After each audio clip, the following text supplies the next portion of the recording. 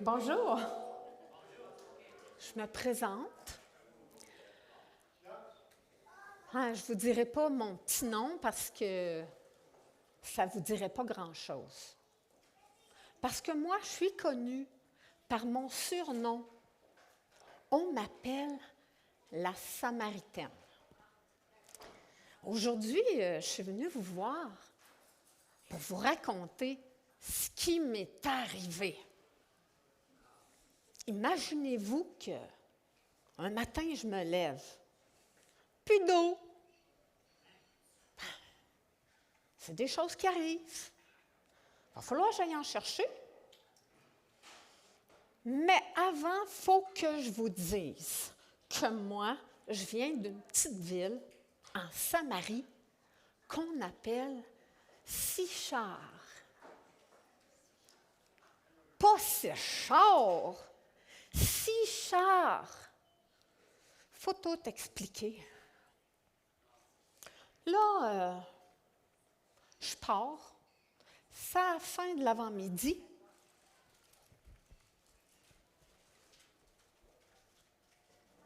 Avec ma cruche, je m'en vais en direction du puits. Là, à un moment donné, j'aperçois le puits. Je vois qu'il y a un homme assis sur le bord du puits.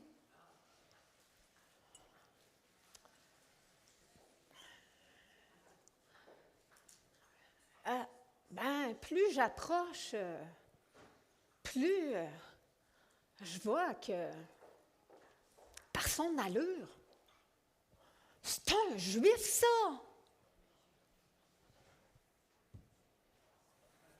En tout cas, moi, je vais à mon affaire. J'arrive, il m'aborde, il me dit « Donne-moi à boire. » Ben voyons, hey, ils n'ont pas l'habitude d'être jasants, eux autres. En tout cas, moi, je ne suis pas barrée, hein. Je dis ce que je pense. Fait que j'y demande, comment ça se fait que toi qui es juif, tu me demandes à boire à moi, qui est une femme samaritaine? Ben, voulez-vous savoir ce qu'il m'a répondu? Ben, mettez votre tuque, parce que je vous dis que tout à l'heure, vous allez l'attacher. Écoutez bien ça, il me dit,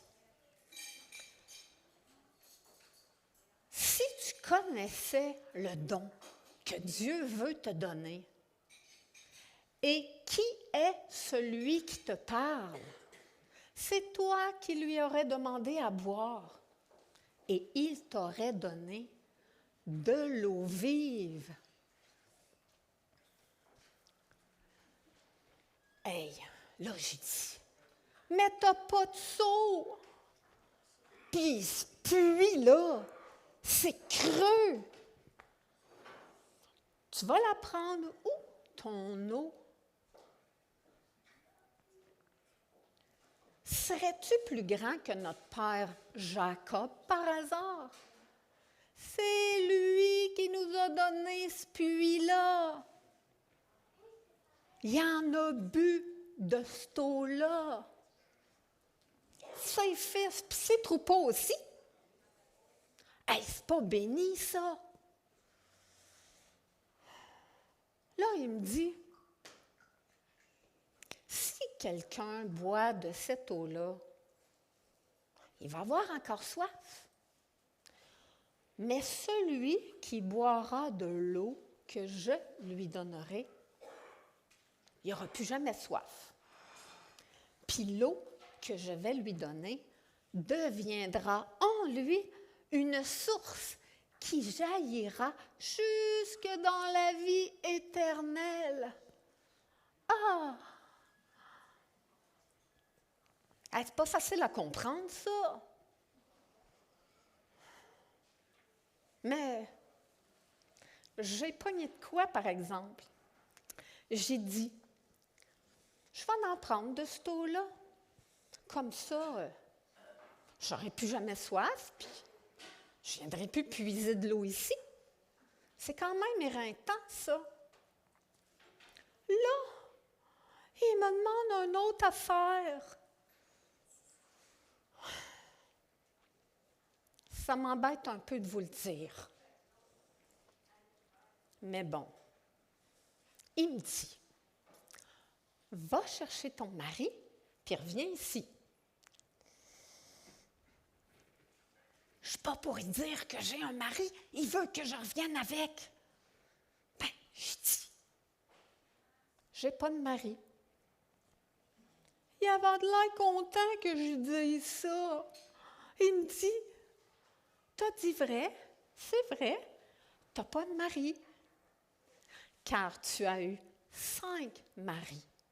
Et l'homme avec lequel tu vis présentement, c'est pas ton mari. Mais c'est un saint homme.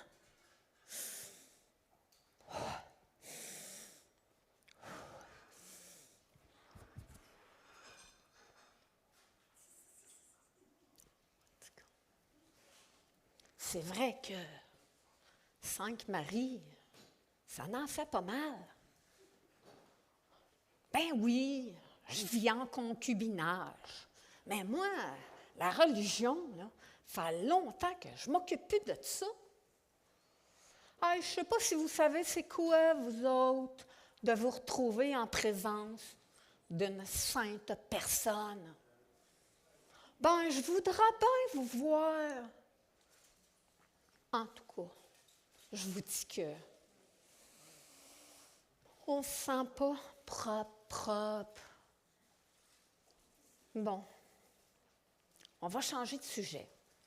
Là, j'ai dit, Seigneur, je vois bien que tu es prophète, mais tu sais, nos pères ont adoré sur cette montagne, pas loin là. On comprend ça, nous autres aussi, qu'il faut adorer Dieu. Mais vous autres, les Juifs, vous dites que l'endroit où il faut adorer, c'est Jérusalem. J'aimerais ça, savoir c'est qui a raison.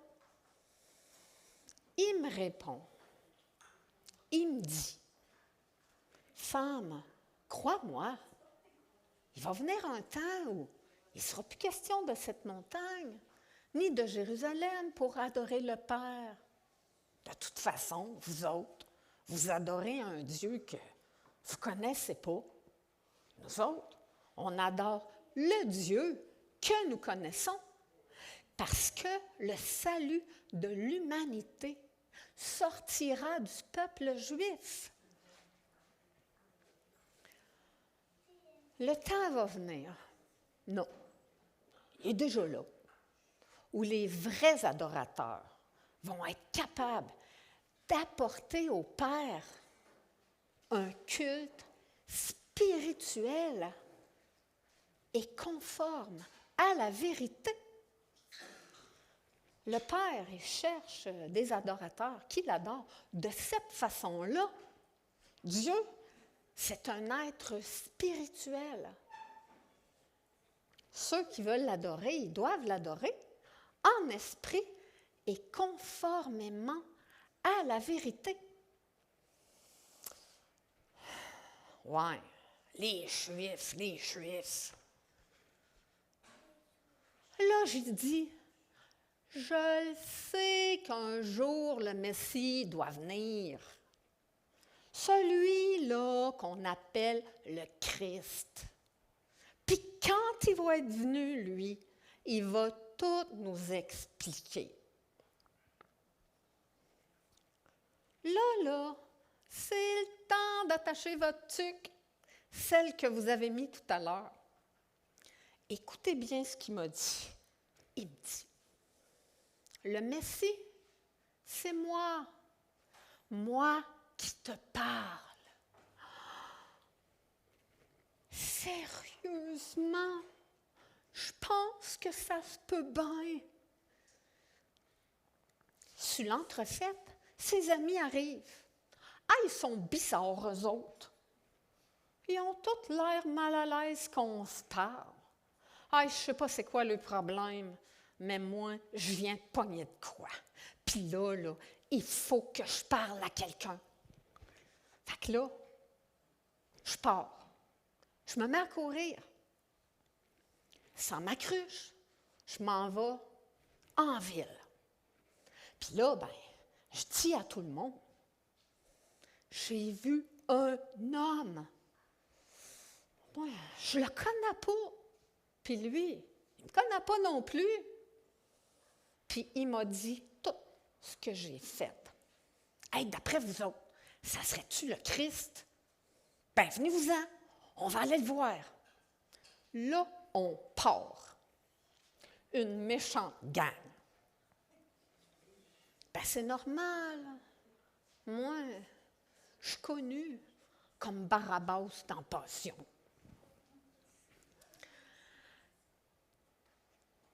Quand on l'a retrouvé,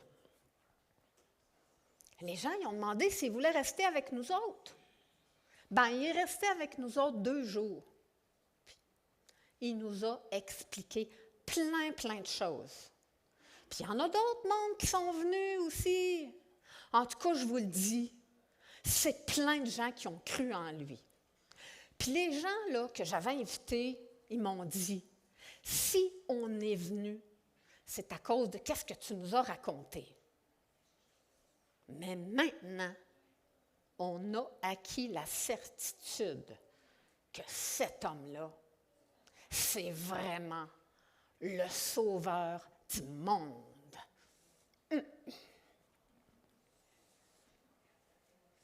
Quelque temps après, j'apprends aux nouvelles que son propre peuple, ils l'ont crucifié. Pourtant, les gens, ils aimaient ça l'écouter. Ils trouvaient qu'il n'était pas ordinaire. Ça venait en foule pour l'écouter. Mais les chefs des Juifs, ils n'aimaient pas bien ça. Ils disaient que si on le laisse faire, tout le monde va le suivre. Il va falloir arrêter ça. On va l'éliminer. Fait que là, ils ont monté le peuple contre lui, puis avec l'accord des autorités romaines, ils l'ont crucifié. Mais il faut que je vous dise que on ne tue pas ça, un homme comme lui. Quand on l'a mis dans le tombeau, 3 jours après, il est sorti. Pas rien que son esprit, là. Non. Corps, âme et esprit, tout au complet. Puis là, il est apparu à plein de personnes pendant 40 jours, donnant les preuves de sa résurrection. Après, il est monté au ciel, puis il s'est assis à la droite de Dieu. Pourquoi? Parce que cet homme-là, c'est Dieu fait homme. Jésus. Il est venu sur la terre donner son sang afin qu'on puisse être délivré de la justice divine qui oblige à punir le pécheur. Ben quoi? C'est normal d'être puni. Supposons, là, qu'un enfant vient chez vous et il casse une vitre. Normalement, là, c'est le coupable qui assume les frais pour la réparation. Mais dans ce cas-ci, ce jeune-là ne pourra pas. C'est quelqu'un d'autre qui va devoir payer les frais pour la réparation à la place de ce jeune-là. Eh bien, on est exactement dans la même position que ce jeune garçon face à Dieu. On a tous désobéi à Dieu. Puis on est tous incapables de se racheter soi-même. La Bible dit, tous ont péché et sont privés de la gloire de Dieu. La gloire de Dieu, c'est sa présence. Et le salaire du péché, c'est la mort. Ben, c'est pour ça qu'on meurt et qu'on doit ensuite passer en jugement devant Dieu. Le jugement est implacable. C'est l'enfer. Oui. Heureusement, Jésus s'est porté volontaire pour faire tout ce qui était nécessaire afin qu'on puisse échapper à la mort éternelle durant sa vie terrestre. Jésus s'est conformé parfaitement à la justice divine par sa vie juste. Et par sa mort sur la croix, il a payé les frais que méritait notre péché, notre condamnation. Il nous offre sa vie en rançon, en échange de notre liberté. C'est quoi la liberté? Ben, la liberté, c'est d'être libéré de la mort éternelle. Alors maintenant, à cause de Jésus, le ciel est ouvert pour celui qui choisit de croire et de recevoir gratuitement la rançon payée et offerte par Jésus. Dieu te laisse choisir.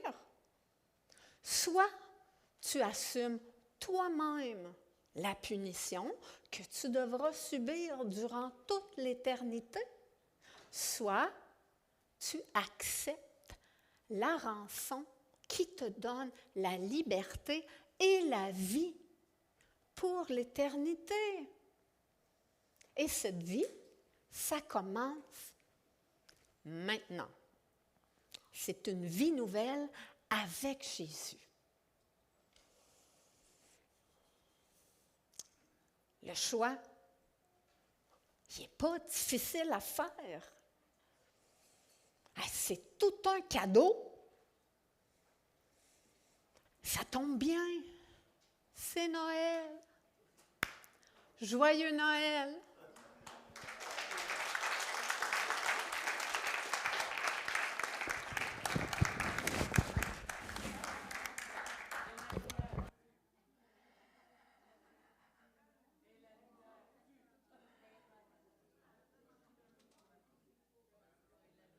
Un, deux. Dans pas long, on va commencer à manger, mais avant, j'avais quelque chose pour vous, parce que c'est important. On n'a pas souvent de la visite. Puis là, ben, on est ensemble, puis on veut célébrer Noël.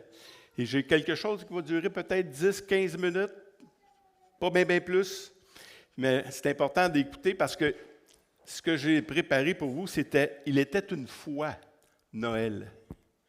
Il était une fois Noël.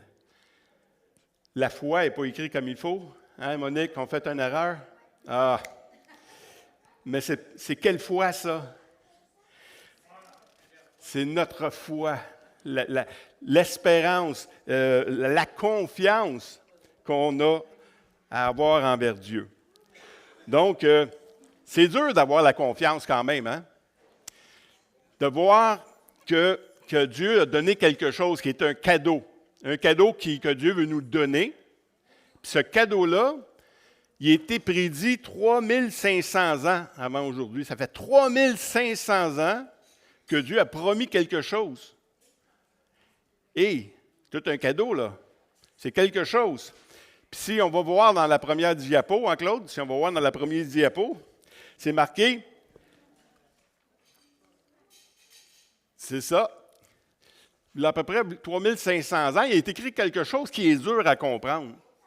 Je mettrai une inimitié entre toi et la femme, entre ta postérité et sa postérité. Celle-ci t'écrasera la tête et lui te brisera le talon. C'est de quoi qu'on parle? C'est dur à comprendre. Mais j'ai souligné ici, là, sa postérité. La postérité de qui? De la femme. Ben voyons donc. La postérité de la femme, vous savez, c'est quoi quand on parle de postérité? Le mot en hébreu, c'est zéra. Hein? Zéra, qui veut dire la semence. Ici, il n'y a pas beaucoup d'enfants, ils sont partis, les enfants, mais vous savez, c'est qui a la semence dans l'homme ou la femme? Hein? C'est l'homme. C'est l'homme qui a la semence, puis c'est par l'homme que la femme peut avoir des enfants. Hein? Mais ici, il nous dit que c'est la femme, elle va avoir la semence en elle. C'est sa semence à elle qui va faire quelque chose. C'est dur à comprendre, mais c'est quoi ça? C'est que Jésus, le cadeau que Dieu veut nous donner, il est pour venir d'une femme vierge. C'est elle-même qui a la semence en elle-même. C'est un cadeau. La deuxième chose, un petit peu plus tard, il clarifie un peu les choses. Il dit, car un enfant nous est né, un fils nous est donné. Vous savez que ça fait combien de temps que c'est écrit, ça? Ça a été écrit 700 ans avant que Jésus-Christ vienne au monde.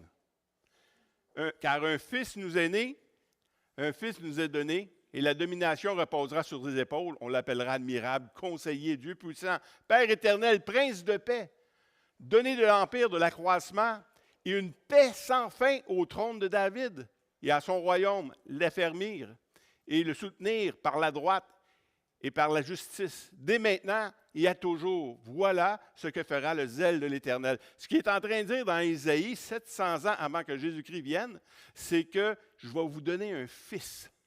Un fils, un cadeau, je vais vous le donner. Quand on parle de Noël, on parle de quoi? On parle de cadeau. Fait que là, on va avoir des cadeaux, mais c'est dur à croire encore, ce n'est pas encore arrivé. Mais dans Acte 3, il nous dit c'est quoi exactement ce cadeau-là. Il dit, repentez-vous donc et convertissez-vous pour que vos péchés soient pardonnés. Hein? On a vu ce qu'Hélène a dit tantôt, afin que des temps de rafraîchissement viennent de la part du Seigneur et qu'il envoie celui qui vous a été destiné, Jésus-Christ. Jésus, c'est celui qui doit être donné au monde. C'est celui qui doit être donné au monde. Et on se demande, mais pourquoi Jésus a été donné au monde? Pourquoi Jésus a été donné au monde? En la prochaine, on le voit, car Dieu a tant aimé le monde qu'il a donné son Fils unique, Jésus, afin que quiconque croit en lui ne périsse point, mais qu'il ait quoi? La vie éternelle. C'est un cadeau, ça. Écoute, il veut te le donner, il ne veut pas te le vendre. Tu n'as pas rien à faire pour l'avoir. Dieu veut te le donner. Hey, s'il y a de quoi de gratis, ça, il y en a un ici. C'est gratuit pour nous. Ça n'a pas été gratuit pour lui. Il a fallu qu'il meure pour ça. Hein? Et puis, mais pour avoir ce cadeau-là, on va rester sur cette diapositive-là, c'est justement la Bible. Non, la Bible, c'est beau, ça. Oui. Pour recevoir ce cadeau-là, il faut deux choses. Deux choses absolument. Puis c'est des choses que moi qui m'ont été données même avant que je sois chrétien. OK? C'est deux choses essentielles pour avoir ce cadeau-là. Premièrement, j'ai mis une Bible. Parce qu'à un moment donné, j'étais jeune. Et puis, j'écoutais une émission. Puis c'est un monsieur qui s'appelle Billy Graham. Y a-t-il quelqu'un en levant la main ici qui connaît Billy Graham? Hey, c'est vieux cette affaire-là, il est mort aujourd'hui, là. Mais Billy Graham, quand il prêchait, quand il parlait devant le public, il avait une Bible dans les mains. Moi, je ne connaissais rien pantoute aux affaires de Dieu. Le premier cours que j'ai manqué à l'école, c'était le cours de religion. Fait que je peux vous dire, ça ne m'intéressait pas pantoute la religion, puis ça ne m'intéresse toujours pas la religion en posant. Mais ici, Billy Graham, il parlait, puis c'est la première fois que je voyais quelqu'un qui avait de l'air à savoir de quoi il parle. Hey! Puis là, j'ai eu une révélation. Il dit, si on peut connaître Dieu, c'est à travers sa parole. Parce que le monde que je connais, pour moi, c'est des menteurs. Dans ma jeunesse, le monde, les religions, peu importe, qui dit la vérité? Écoute, il y a combien de religions dans le monde? Qui dit la vérité? Il y a une vérité, c'est la parole de Dieu. C'est une révélation qui est venue dans mon cœur solide. La première leçon, dans 2 Timothée 3,16, il dit « Toute écriture est inspirée de Dieu et utile pour enseigner, pour convaincre, pour corriger, pour instruire dans la justice. » L'écriture, on appelle ça la parole de Dieu. Inspirée de Dieu. C'est Dieu qui parle. Fait que comment tu peux connaître quelqu'un si tu ne parles pas avec lui? Est-ce que vous êtes capable de connaître quelqu'un sans avoir jamais parlé avec? On peut connaître des choses sur quelqu'un. On peut connaître où ce qu'il habite. On peut savoir comment il s'habille, tout ça. Mais le connaître vraiment, c'est impossible si Dieu ne le fait pas. C'est par la parole de Dieu que lui se décrit comme étant Dieu. Puis la parole de Dieu, on a le choix. Comme Hélène l'a dit tantôt aussi, dans Jean 17, 17, il dit « Sanctifie-les par la vérité, ta parole est la vérité. » Donc, quand j'ai reçu cette révélation-là, moi, il a fallu que je fasse un choix. C'est-tu la vérité ou c'est un mensonge? Tu ne peux pas avoir de demi-vérité ici, c'est la vérité ou c'est un mensonge. Fait que c'est à nous de décider, est-ce que ce qui est dans la parole de Dieu, ce qui est dans la Bible, est-ce que c'est un mensonge ou c'est la vérité? Bien, moi, je vous encourage à croire que c'est la vérité, parce qu'un coup, vous avez cru que c'est la vérité, vous voyez la vérité, vous éclairez après ça. Fait que c'est la première leçon que j'ai eue. Deuxièmement, car puisque le monde, avec sa sagesse, n'a pas connu Dieu, dans la sagesse de Dieu, il a plu à Dieu de sauver le croyant par la folie de la prédication. La prédication, c'est ce qui a été écrit dans la Bible. Ce qui est écrit dans la Bible, on le dit, puis quand vous recevez ce qui est dit dans la Bible, c'est de même que Dieu veut nous sauver. Donc, on va aller dans la deuxième révélation que j'ai eue. La deuxième révélation que j'ai eue, vous allez dire, c'est pas une grosse révélation, là. C'est parce que moi, je ne croyais pas en Dieu, je ne savais pas c'est qui, Dieu. Puis un moment donné, il y a un de mes amis qui me dit, ben là, va demander à Dieu qui s'occupe de tes choses. Il va te prouver qu'il existe. Puis un jour, je suis arrivé chez nous, puis je me suis mis à genoux. Écoute, je ne le connais pas, Dieu, moi, là. Mais il me dit, m'en dis, il va te le prouver qu'il existe. OK. Fait que je me suis mis à genoux, à côté du lit, et puis j'ai dit, Seigneur, Dieu, je ne me souviens plus ce que j'ai dit, en fait, mais je lui ai dit quelque chose, j'ai dit, si tu existes, fais que ça arrive dans ma vie, parce que là, j'ai un méchant problème.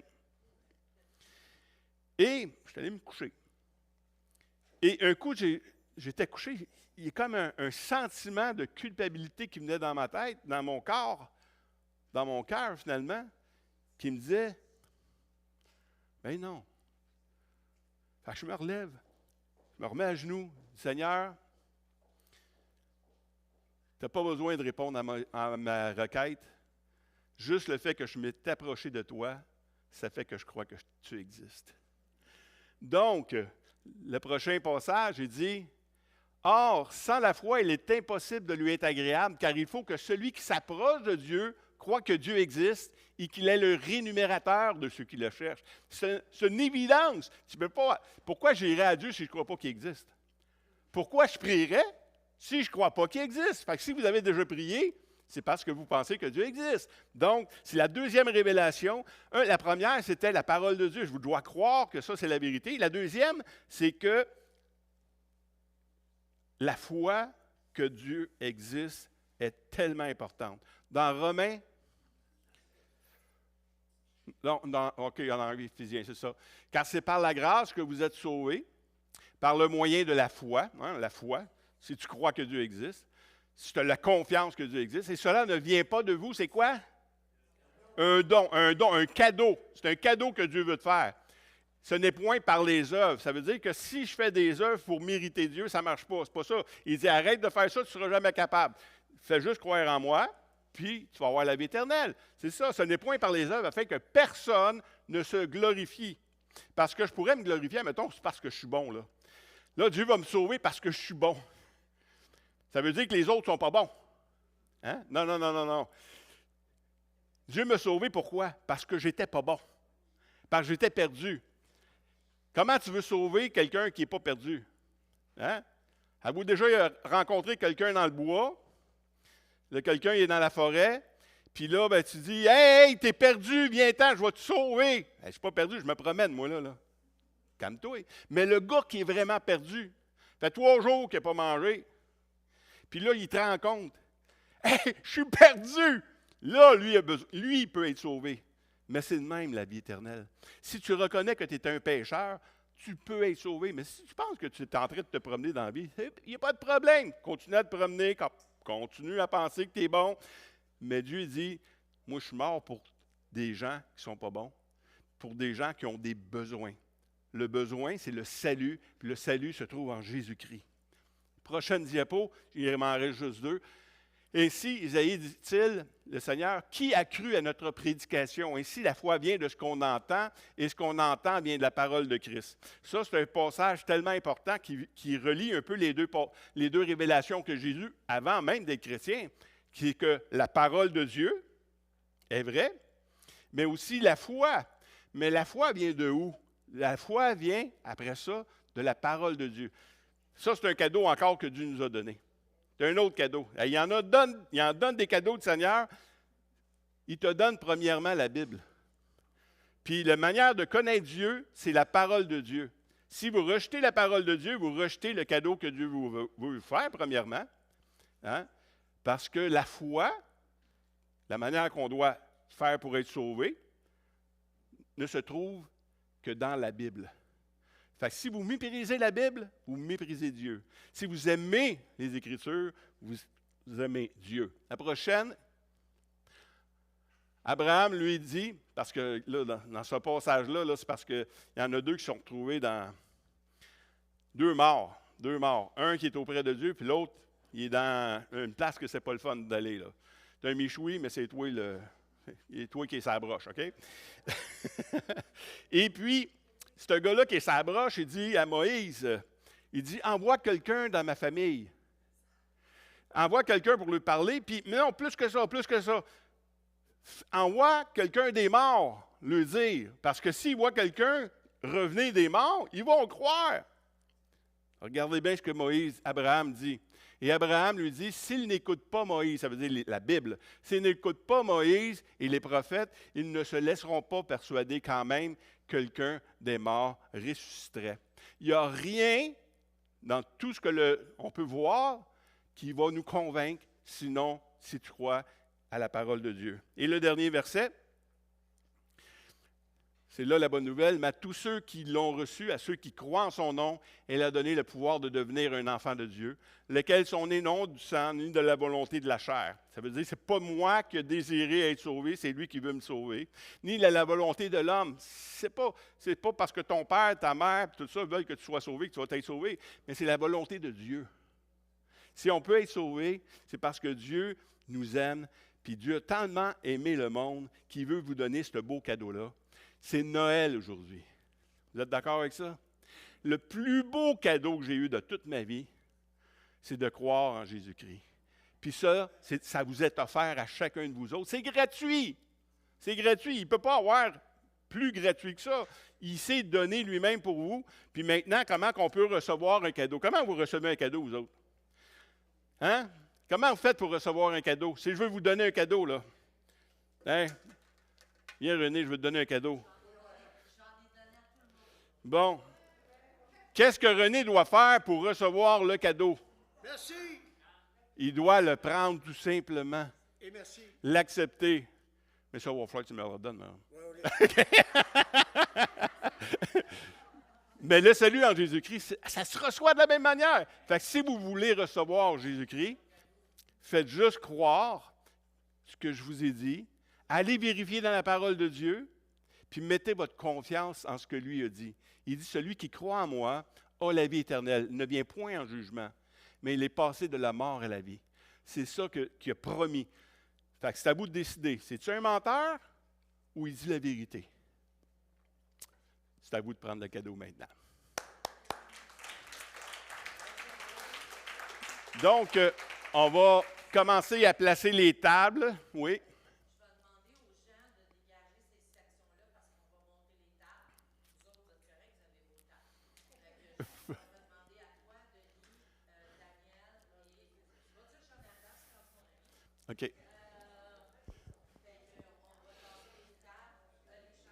OK. Hey, juste avant de placer les tables, on va juste prier tout de suite parce que tantôt, quand les tables vont être montées, il va y avoir beaucoup trop de bruit. Puis pendant qu'on est silencieux, on va rendre grâce au Seigneur.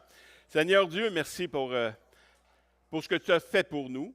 Et ce soir, on veut te dire merci pour cette nourriture qui est devant nous.